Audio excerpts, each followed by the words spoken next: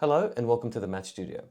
In this video, we're going to look at an application of the t-formulae or the half-angle formulae in solving equations that involve different trigonometric ratios. So here's our example. So we're going to solve 3 cos x plus 2 sin x equals 1 for x between 0 degrees and 360 degrees inclusive. Now, just to make the video a little bit quicker and sort of not to waste too much time, I've already written out the solution, but I'm just going to trace through it with you and just explain each line along the way so you can understand what's going on. You may pause the video at any time and maybe give this a go for yourself and then check your solution later.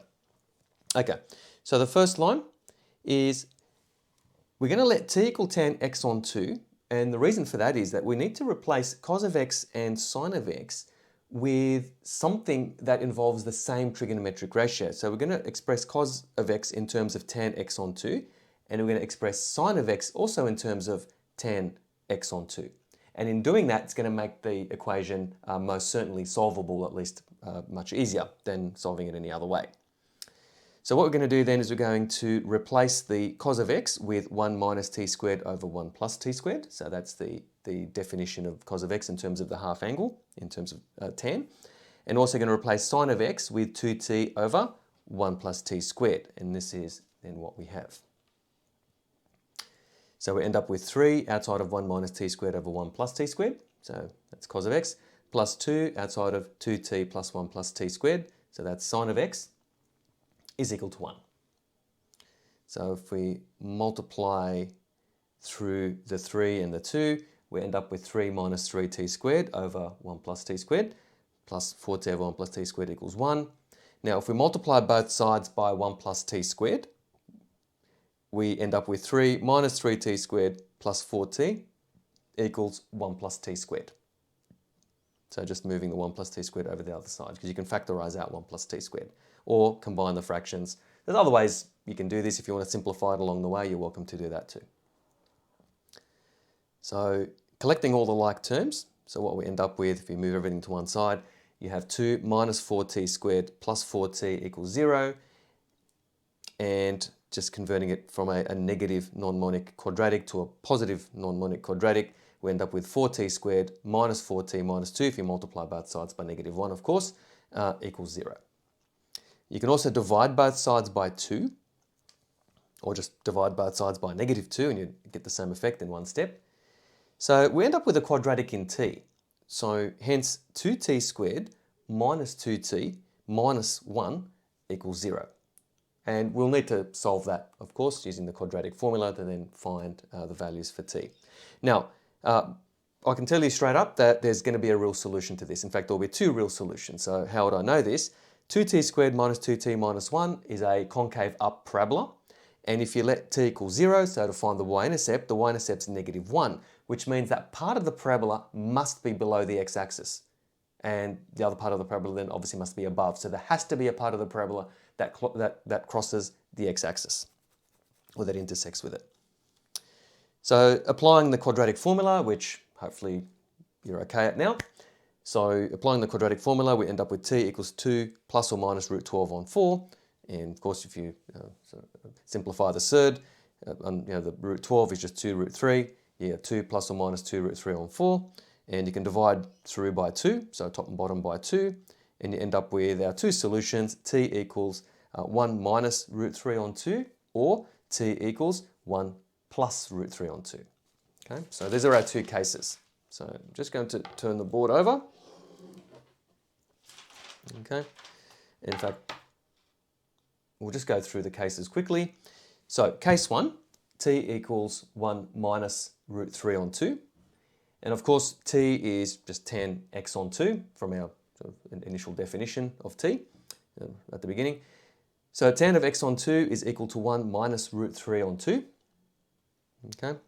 If we take the inverse tan of the right-hand side, so that way we have x over 2 as the subject of the formula, that's equal to inverse tan of 1 minus root 3 on 2. Now we're only interested in the quadrant 2 angle, not the quadrant 4. Even that's a negative, so 1 minus root 3 on 2 is obviously a negative ratio. Tan is negative in quadrants 2 and 4. Why would we not want quadrant 4? It's because in the end I'm going to multiply it by 2 anyway.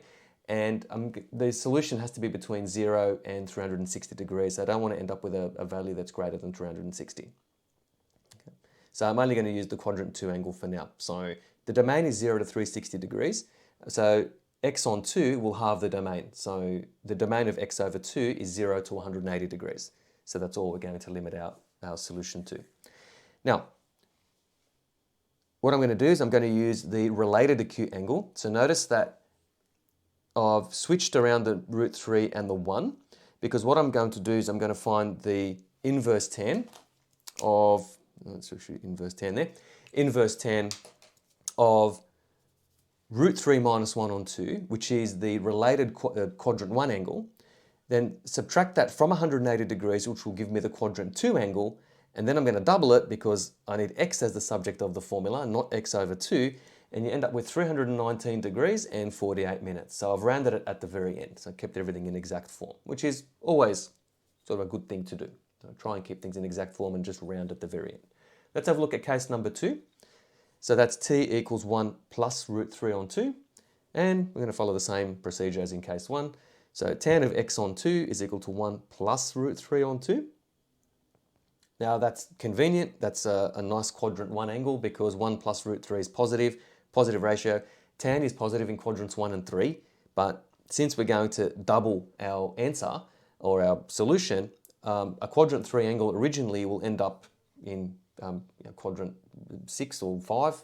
It'll end up in a quadrant greater than 4. So you want to keep the angles between 0 and 360 degrees. So x on 2 is equal to inverse tan 1 plus root 3 on 2.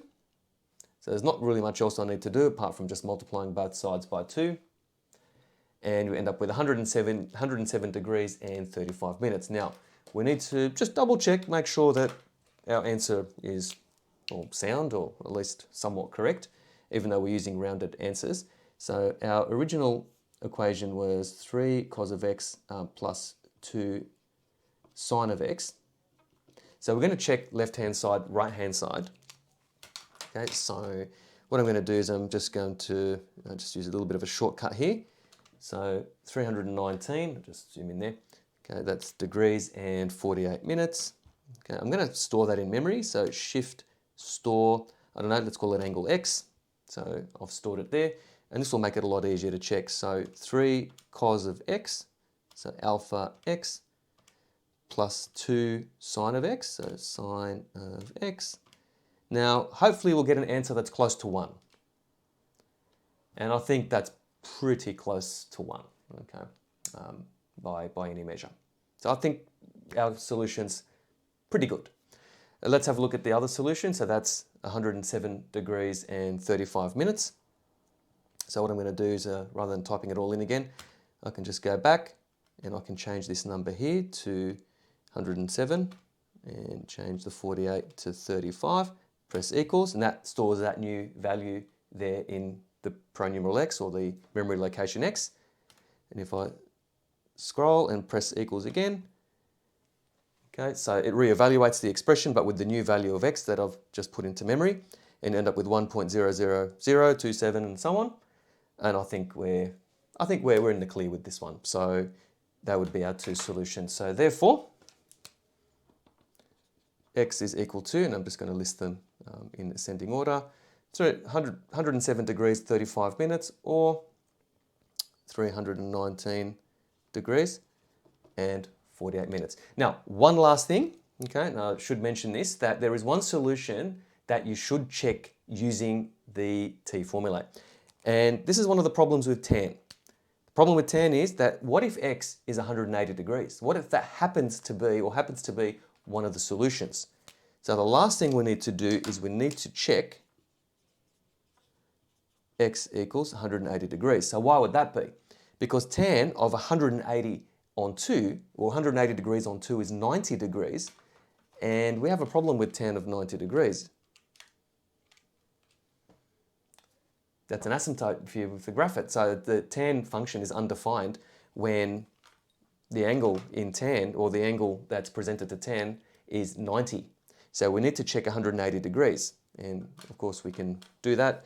So 3 cos of 180 degrees, okay, plus 2 sine of 180 degrees. And I think we're comfortable, I think we're confident that it's not going to be 1. We get -3. So, okay, so 3 cos of 180 degrees plus 2 sine of 180 degrees is equal to -3, which is not equal to 1.